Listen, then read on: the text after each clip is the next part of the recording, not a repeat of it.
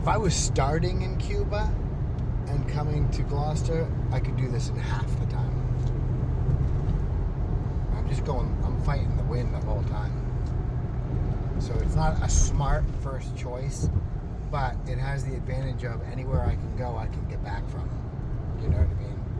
So that if I get to, say, New Jersey and it's December, I have some serious decisions to make. You know what I mean? Like, one of them could be just pull your boat in New Jersey and come back in the spring. Or turn around, tuck your tail in and turn around, and then come begging for work in Gloucester in December or January, the worst time to be looking for work in our area, or housing for that matter. I hope that doesn't happen. Got to get below the Mason-Dixon line before November, before the end of November.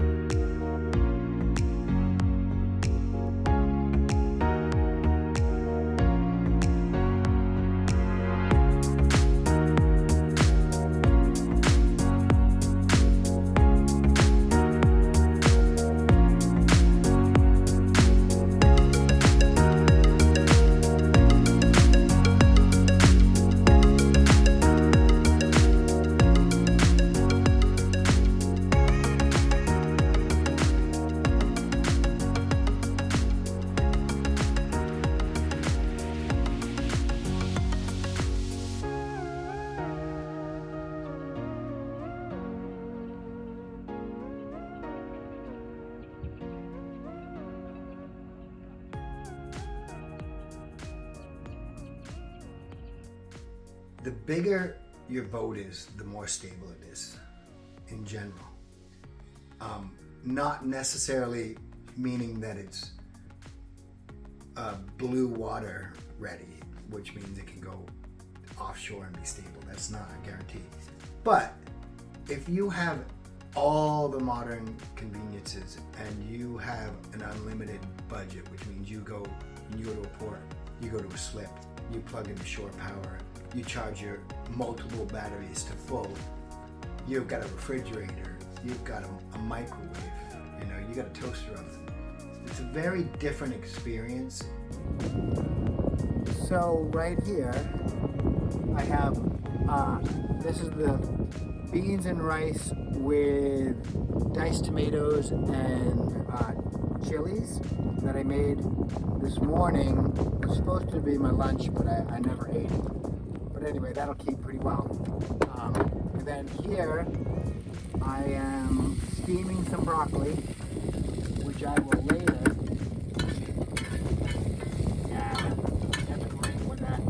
caramelize the sugar in the broccoli a little bit. Makes great flavor. I'm going to put these to the side now.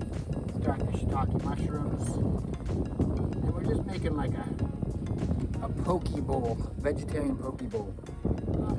I'll give you another glimpse of it when this is all cooked. Here I took the broccoli off because I didn't want it to cook anymore, and kind of steaming the mushrooms a little bit. Probably should have a bigger top. This is what I got. Just trying to get them to release a little bit of their moisture, but also hopefully brown them up a little bit before they shrink to nothing. These are shiitake mushrooms, so they'll hold up to the flame a little bit. So I'm starting to smell those mushrooms, which means they're starting to brown. Take a look at them. You just want to get a little bit of that seared edge. Changes the flavor of the mushrooms and the color. They won't turn nearly as bright. At least but you can just tell by the smell, they start to have that caramelized smell, that's kind of rich, and that changes everything. Also, don't forget to best friends on a sailboat. Soy sauce. It's the best way to salt stuff. Salt does not survive very well on a sailboat, especially when it's small as mine, where I cook inside a lot, so there's a lot of moisture down below, which is any boat. So it tends to take up. And so if you're gonna buy salt, make sure it's a well-sealed container and it's small so that you can use it up before it becomes one big block. All right, and then hot sauce, because you're eating the same thing often 3 meals a day at least, if not 3 weeks a month. So hot sauce helps vary it a little bit, and it's an easy way to add salt as well. This is a very mild hot sauce, and it's got a lot of tomato flavor. In fact, it probably has tomato in it. I can't read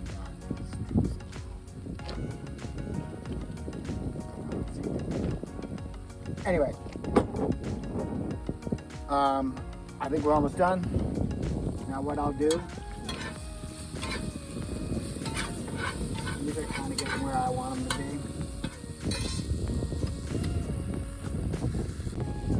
We're going to say good enough on this. The mushrooms will continue to cook while the broccoli is heating up. Broccoli is al dente. We'll see if it still is when we're done. I'm not going to eat all this rice. I'd like it to be primarily vegetables. So, put the rice in. Get this temperature up as high as we can get it. That's probably enough.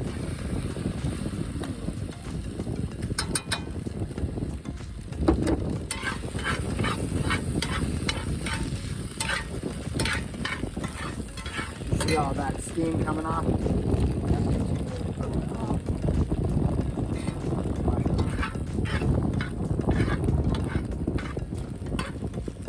Second. All right, I think that's good enough.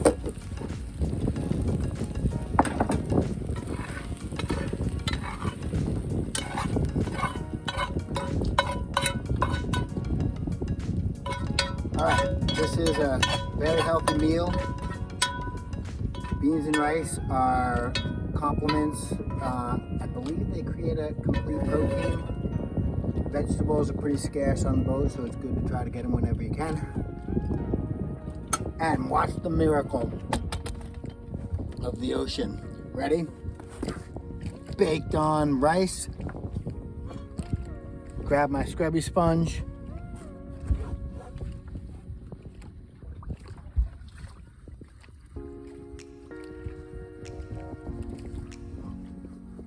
Doesn't take much.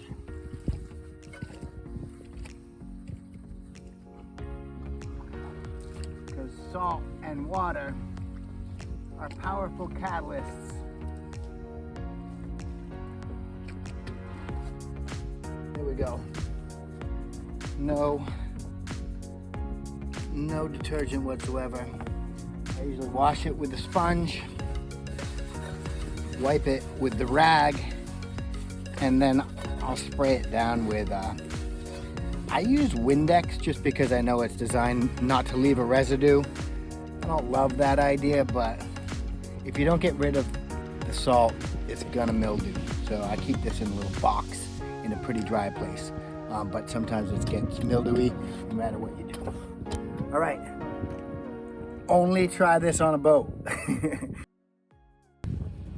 I made it after 2 states, North Carolina and South Carolina, of next to no human contact.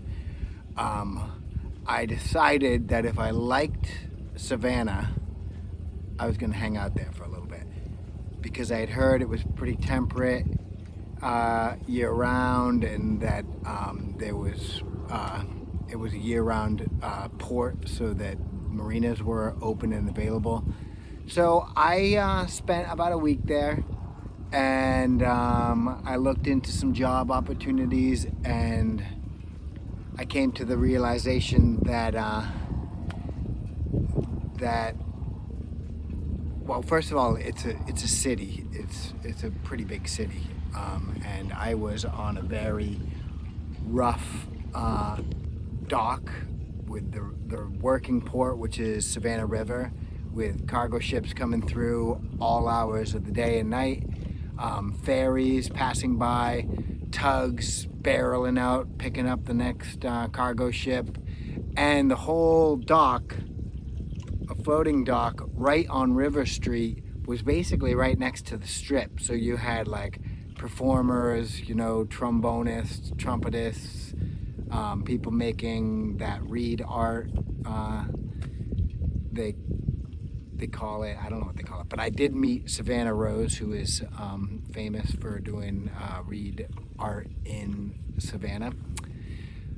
But I realized mostly that this season I have gone from Maine to Georgia, and I thought, what a shame it would be to not get the last state, the last official state on the East Coast. Maybe we'll make it to Puerto Rico, I don't know. So I made the decision just like yesterday, I think, maybe it was the day before, that I got to get back in my boat. You know, I was rested up, I had a couple of good meals, I even went to the gym. I took 2 showers, which was incredible for me. So, we're on our way. I actually don't even know where I am, so hold on a second. Okay, so it turns out I didn't really make it out of Savannah, but I made it to the southern, probably the southwestern edge of Savannah. I'm pretty far from the city. So, and that's what happens when you're going through the ICW and you're turning lefts and rights and you're squiggling all over the place, and you might be going, I was going 5 knots in the beginning of the day, but then I rounded a corner and I was going 2.6. So was about an 8-hour day, which is what I like to keep it to. If I was going in a straight line, I could have gone a lot further. It looks like I got about probably 6 to 7 days to make it to Augustine, which is the next part, or the next place that I will stop off and probably provision and see what the town is like. You can see I have a new acquisition.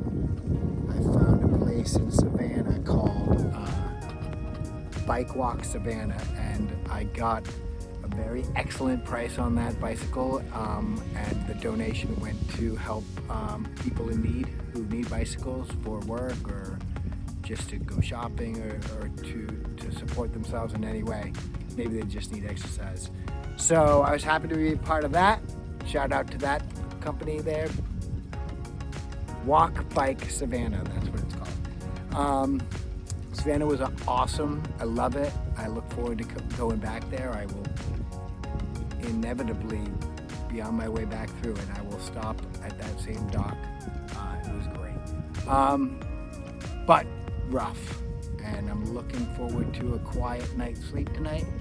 There should be current, which is a little bit disturbing when you sleep because it feels like you're moving, and if you're by yourself on a boat and you feel like you're moving, that can disturb some people. So I'll let you know how it is. Also, I wanted to show you what's for dinner. All right, so let's take a look here. I'm gonna adjust this camera.